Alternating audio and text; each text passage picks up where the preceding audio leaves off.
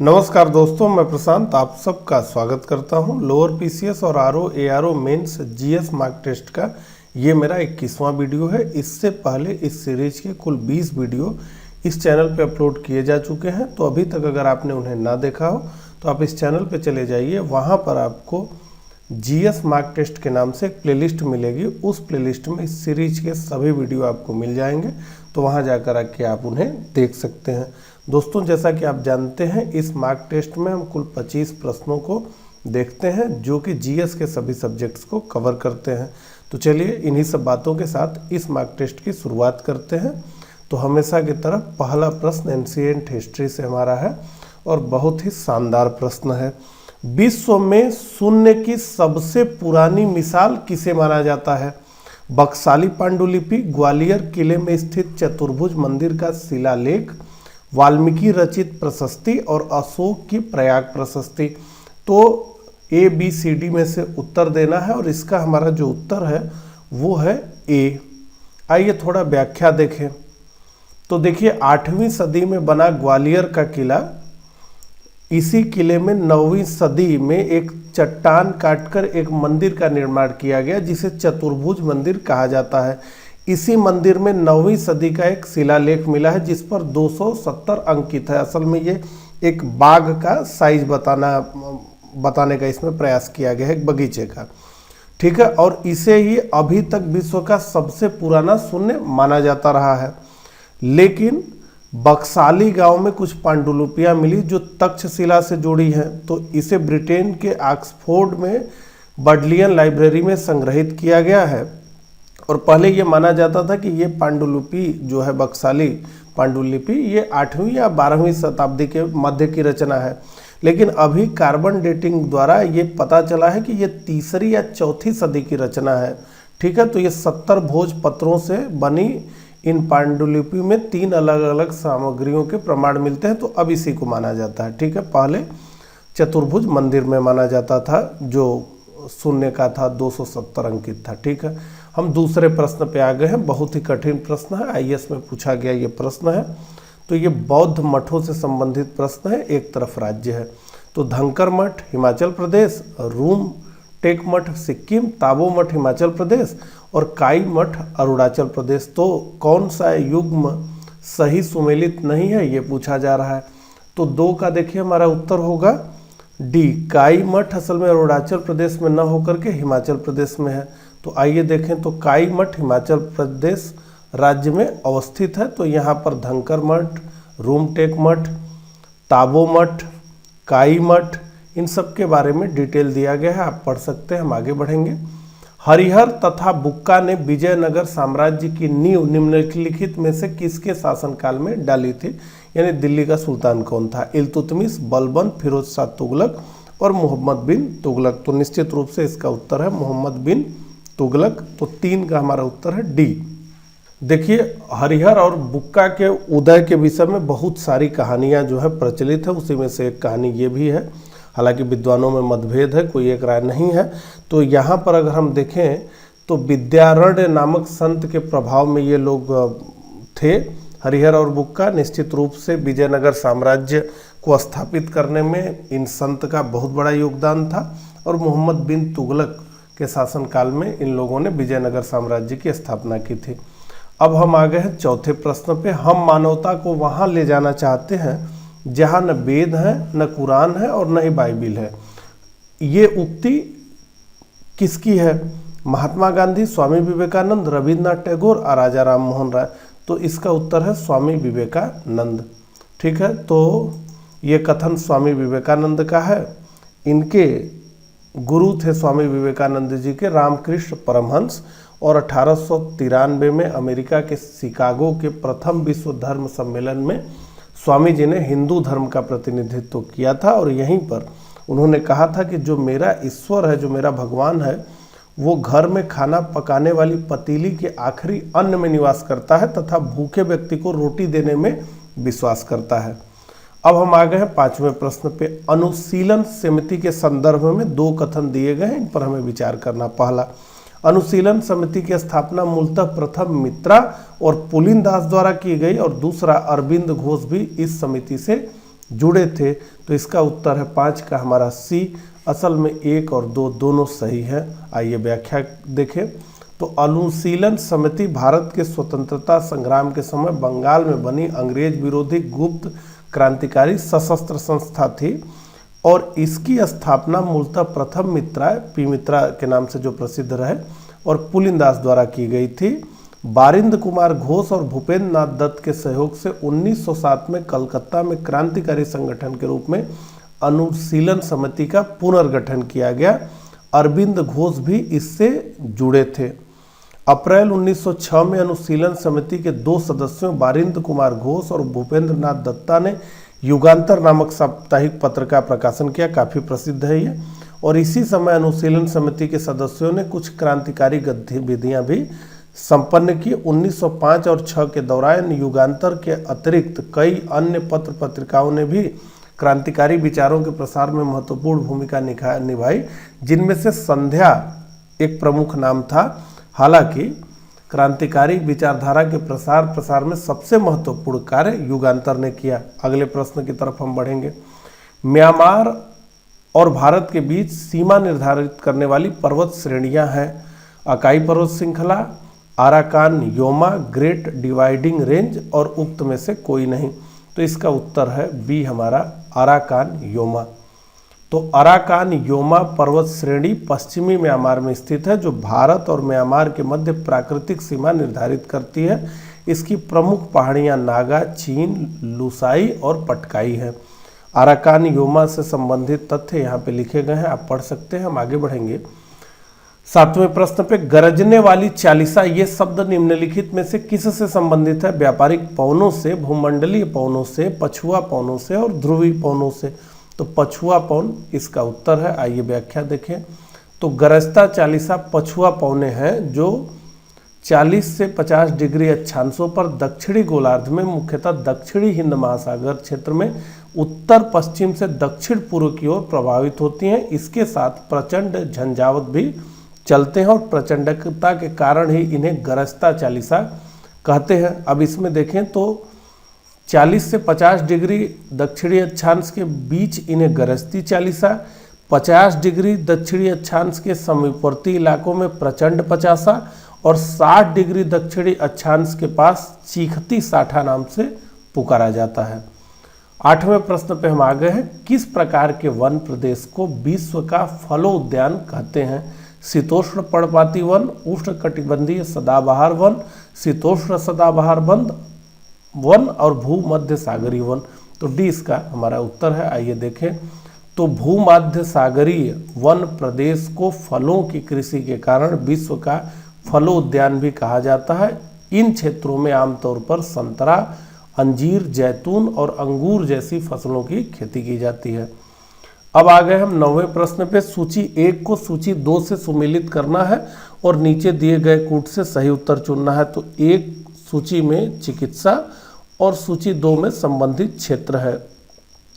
तो यहाँ पर अगर हम देखें तो एक आसान हमको समझ में आता है, डर्मोटोलॉजी, ये त्वचा का अध्ययन कहलाता है। तो सी का 4 होगा। तो सी का 4 हमें कहाँ कहाँ दिखा है?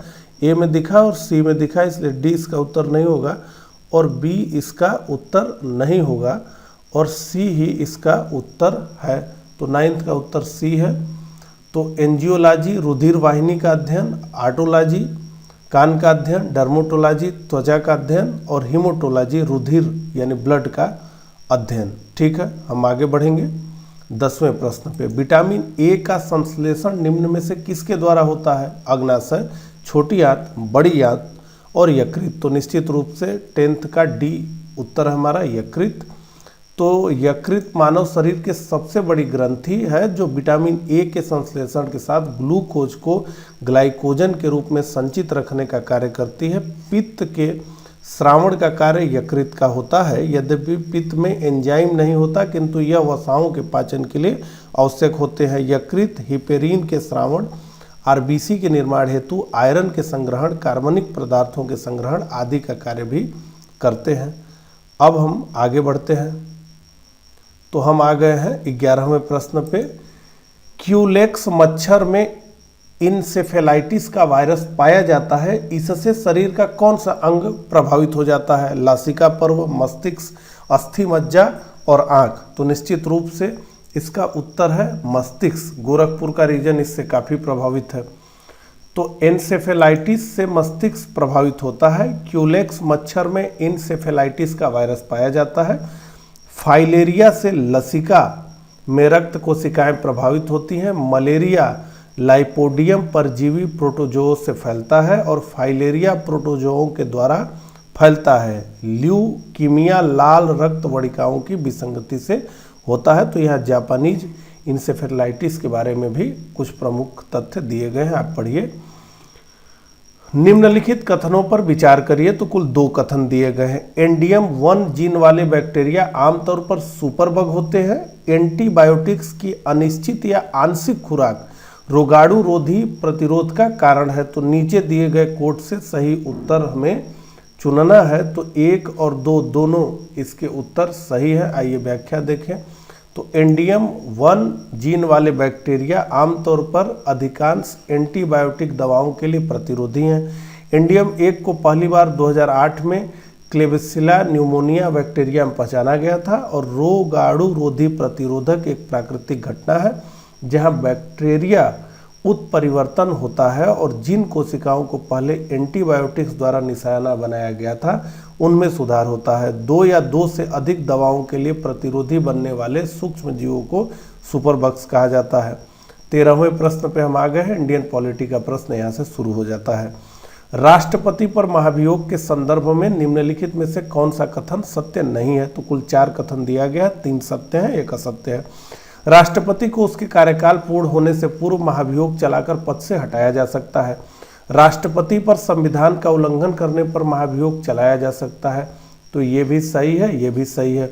महाभियोग का प्रस्ताव केवल निम्न सदन में लाया जा सकता है, असल में यही गलत है, दोनों सदनों में आ सकता है। राष्ट्रपति पर महाभियोग चलाने से पूर्व से 14 दिन का नोटिस देना अनिवार्य है, सही है।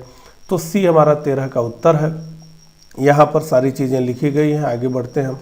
भारत के संविधान का प्रारूप तैयार करने वाली संविधान सभा के सदस्यों को ब्रिटिश संसद द्वारा नामित किया गया था, गवर्नर जनरल द्वारा नामित किया गया, विभिन्न प्रांतों की विधानसभाओं द्वारा चुना गया, भारतीय राष्ट्रीय कांग्रेस और मुस्लिम लीग द्वारा चुना गया। तो ABCD निश्चित रूप से इसका उत्तर आप दे देंगे। सी इसका उत्तर है, विभिन्न प्रांतों की विधानसभाओं द्वारा संविधान सभा के सदस्यों को चुना गया था। तो 14 का सी।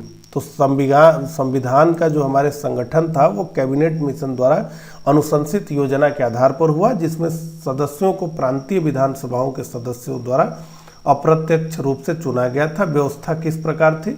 तो 292 सदस्य प्रांतीय विधानसभाओं के माध्यम से निर्वाचित होकर के आने थे। 93 सदस्यों को जो भारत की देशी रियासतें थे उनके प्रमुखों द्वारा भेजा जाना था और 4 सदस्य जो थे वो मुख्य आयुक्त प्रांतों के प्रतिनिधित्व करते थे। ठीक है, 15वें प्रश्न पे हम आ गए हैं। जब लोकसभा भंग होती है तो विधेयकों के समाप्त होने के विषय में निम्नलिखित वाक्यों पर विचार करना है। कुल 3 वाक्य हैं। लोकसभा में पारित किंतु राज्यसभा में लंबित विधेयक समाप्त हो जाते हैं। निश्चित रूप से लोकसभा में लंबित विधेयक समाप्त हो जाते हैं, ये भी सही है। राज्यसभा में लंबित विधेयक लेकिन लोकसभा से नहीं पारित विधेयक समाप्त नहीं होते, ये भी सही है। और इस प्रकार से हमारा जो उत्तर है 15 का वो है डी। 1, 2 और 3 तीनों सही हैं। तो लोकसभा में लंबित विधेयक इसके विघटन पर समाप्त हो जाते हैं। लोकसभा द्वारा पारित और राज्यसभा में लंबित विधेयक लोकसभा भंग होने पर समाप्त हो जाता है। राज्यसभा में शुरू हुआ विधेयक जो लोकसभा द्वारा पारित नहीं किया गया और जो अभी भी राज्यसभा में लंबित है समाप्त नहीं होता। अब आ गए 16वें प्रश्न पे हम। राज्यसभा के विषय में निम्नलिखित में से कौन सा कथन सही नहीं है? 4 कथन है, 1 सही नहीं है। इसके सदस्यों का निर्वाचन किसी राज्य की विधानसभा के निर्वाचित सदस्यों द्वारा किया जाता है, तो सही है ये। निर्वाचन अनुपातिक प्रतिनिधित्व पद्धति के अनुसार एकल संक्रमणीय मत प्रणाली द्वारा किया जाता है, ये भी सही है। इसके 1/3 सदस्य प्रत्येक 2 वर्ष के बाद सेवानिवृत्त हो जाते हैं, बिल्कुल सही है। यह एक अस्थायी निकाय है किंतु राष्ट्रपति द्वारा इसे विघटित किया जा सकता है, असल में यही गलत है। तो डी इसका हमारा उत्तर है। अगले प्रश्न की तरफ हम बढ़ते हैं। तकनीकी परिवर्तन के कारण उत्पन्न बेरोजगारी कहलाती है संरचनात्मक बेरोजगारी, प्रच्छन्न बेरोजगारी, प्रकट बेरोजगारी और चक्रीय बेरोजगारी। तो इसका उत्तर हमारा ए है, संरचनात्मक बेरोजगारी तकनीकी परिवर्तन के कारण उत्पन्न बेरोजगारी को कहते हैं। तो आइए जो है व्याख्या देखें। यदि देश की उत्पादक संस्थाओं की संख्या में कमी, तकनीकी परिवर्तन आदि के कारण रोजगार के अवसर सीमित हो जाते हैं और श्रम शक्ति का बड़ा भाग बेरोजगार हो जाता है, तो इसी समस्या को संरचनात्मक बेरोजगारी कहते हैं। अब हम समझ लें कि बेरोजगारी किसे कहते हैं। तो बेरोजगार उस व्यक्ति को कहा जाता है जो बाजार में प्रचलित मजदूरी दर पर काम तो करना चाहता है लेकिन उसे काम नहीं मिल रहा है। बेरोजगारी की परिभाषा हर देश में अलग अलग होती है। जैसे अमेरिका में यदि किसी व्यक्ति को उसकी क्वालिफिकेशन यानी उसकी योग्यता के अनुसार नौकरी नहीं मिलती है तो उसे बेरोजगार माना जाता है। 18वें प्रश्न पे हम आ गए हैं। निम्नलिखित कथनों पर हमें विचार करना है। 2 कथन दिए गए हैं। कुल क्षेत्रफल की दृष्टि से सर्वाधिक सिंचित राज्य पंजाब है और देश का सबसे कम सिंचित क्षेत्रफल प्रतिशत के दृष्टिकोण से असम में पाया जाता है। अब पूछा जा रहा है कि इसमें से कौन कौन सा कथन सही है। तो सी 1 और 2 दोनों सही हैं।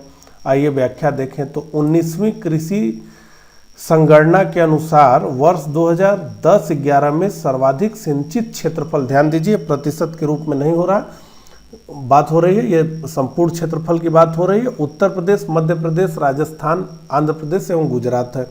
अगर प्रतिशत की दृष्टि से बात करें तो सर्वाधिक सिंचित राज्य पंजाब है क्योंकि इसके लगभग 100% क्षेत्रफल पर सिंचाई सुविधा उपलब्ध है। इसके बाद क्रम आता है हरियाणा का, फिर उत्तर प्रदेश, पश्चिम बंगाल और तमिलनाडु।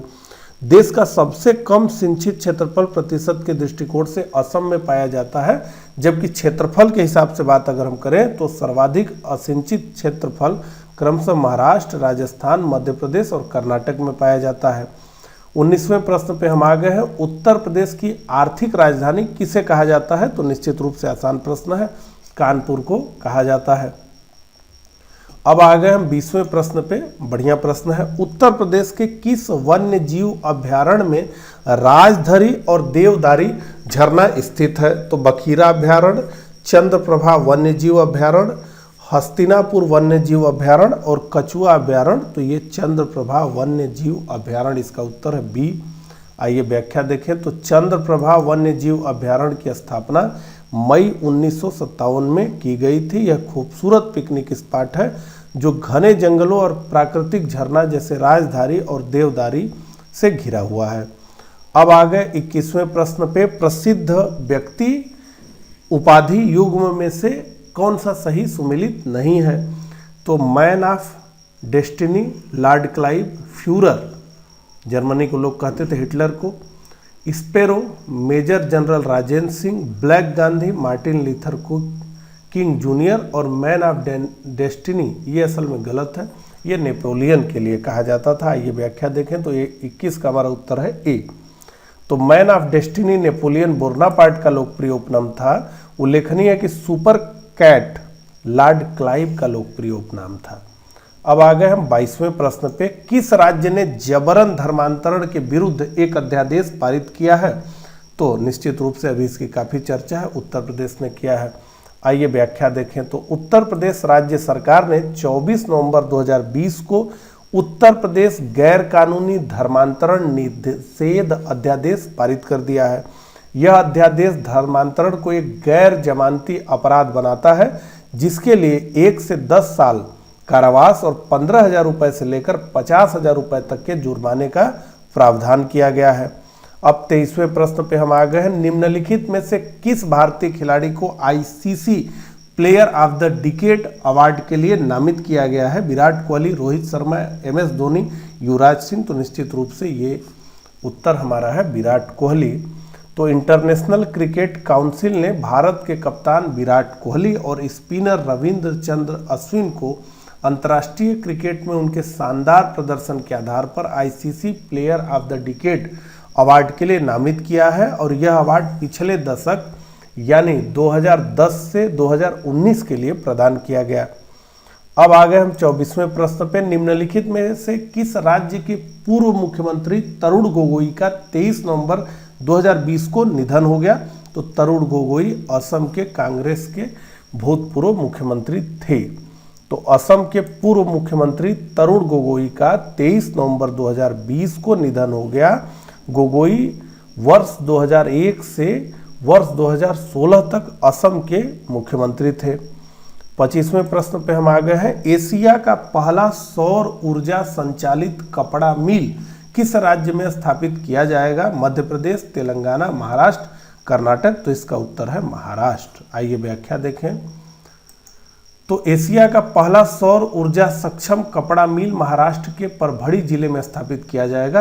30 एकड़ में फैली जय भवानी महिलाओं की सहकारी कपड़ा मिल एशिया की पहली ऐसी मिल होगी जो पूरी तरह से सौर ऊर्जा पर काम करेगी। इस परियोजना की कुल लागत 100 करोड़ रुपए है। तो इस प्रकार से इस मार्क टेस्ट में बस इतना ही। अपना स्कोर कमेंट करके मुझे ज़रूर बताइएगा। ये वीडियो आपको जैसा भी लगा हो उस हिसाब से लाइक डिसलाइक ज़रूर करिएगा। मिलता हूँ इसी तरह के अगले वीडियो में, तब तक के लिए आप सभी को नमस्कार।